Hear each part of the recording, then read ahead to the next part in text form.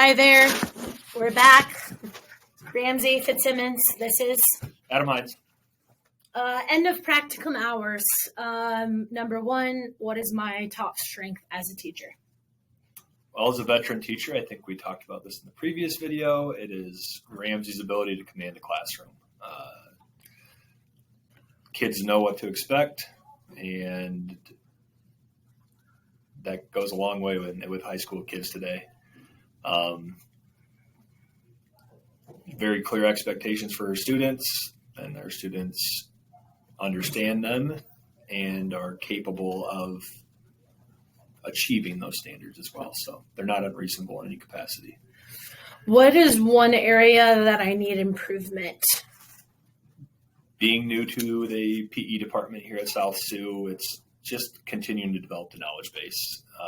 It's grown immensely here over 4 months and more, I guess, when we look at it from the Still always something new to learn, though. Yep. She helped us out this summer in our weight room, and then now has picked up classroom responsibilities in our department. And it's just the more experiences you get, the different aspects you take to the class and the changes that you can do to engage your learners. So Yeah, I think I've really learned a lot about games and how to explain games, how to explain rules, how to regulate those rules. That is a learning curve. Yes. And huge for PE. Yeah. And what you can do to accommodate your rules to get the most out of your students. Yep. You know, some rules just don't work well with certain classes and modifying. And I don't think that as a regular person, you think about all of the details or the rules of teaching somebody else how to play a game. Very seldomly. And that's kind of the glorious thing about PE is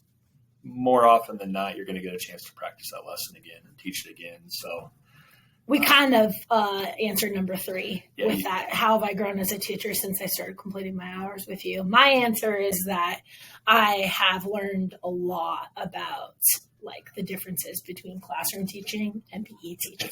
It's a completely whole different world. ball game. Yep. And I've been in that boat too. As my first year here at South Sioux, I was in the classroom and then transitioned down here. So yep. They're not in any way, shape, or form the same, in my opinion. No. It's just a totally different environment when you let kids out of a desk and alone to move around. So some things are the same, but I started out pretty new on how to regulate. Yeah, your expectations are, you have those in the classroom as much as you do in a PE setting. It's just they're a lot different than what you would use in a 4-walled classroom with kids in a desk. And it's what you get here, so it's a balance. You're like walking on a tightrope as a PE teacher and strength teacher. You don't want to kill the vibe or kill the momentum or the fun or the competitive side of what you're doing. But at the same time, there's a safety aspect. Absolutely. There's a lot to think about. You have to get their attention enough to teach them the content. But how do you teach you're the content and you're trying to manage rules behaviors such that you can get the content and the safety in, but you don't want to make them not want to have fun. Do it either. Exactly. Yep. Yeah. There's striking that perfect harmony, so to speak. Is really hard. It's tough. Some days. What are 3 things they need to work on? There's not a lot Ramsey needs to work on. I'm not blowing smoke either. She's a veteran teacher who knows what she's doing. I think we touched base on it, and maybe that second question was just continue to try new things. Every day there's something, you don't really know until you experience it, and then you're like, I should probably have done that differently. And all you can do is just try to fix it for the next time. I think I ran out of time today during my strength 1 class of warm-ups. We got out to the gym late and they were being squirrely and not listening. And so I cut the warm-up a little bit short so we could get to our flying 10s and get to those other items. Well, then we get into flying 10s and a kid pulls a hammy or something. Pulls his hip flexor. And then you go, crap, I should not have cut that warm up short. I should have emphasized that. We should have done more running. Yep. And, then you have to like fix that. You do. Forward. And I think we're just as much learners for our students as they are for us. And,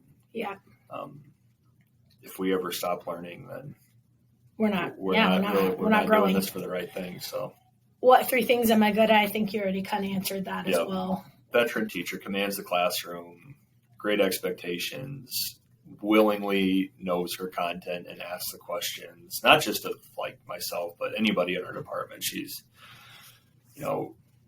almost 3 steps ahead of me sometimes. And I like to think that's a pretty difficult task because I like to think I'm on the ball most of the time. You are. You definitely are. Ramsey's always thinking ahead of me and curious of, if there's something she doesn't know, she's asking the questions and doing the right things to make sure she's as prepared as she can be for her classes. So there's not a lot Ramsey needs to work on. She's a great teacher, so we're lucky to have her. Yeah, I do ask a lot of questions. You told me. Sorry about that. I warned you ahead of time. This was more like back in February. Yeah. I was like, I am going to ask you a ton, and that probably will continue long past when you think I know. There's going to be a day where I'm going to turn this to you and actually have to ask you a question. So, no, it's a fine striking balance. It works well. Is there anything else you would like to add?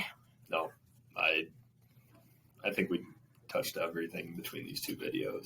Yeah, I think for me, as a practicum student, there was a lot of learning and growing and figuring out what works and adjusting lesson plans on the fly, literally on the fly.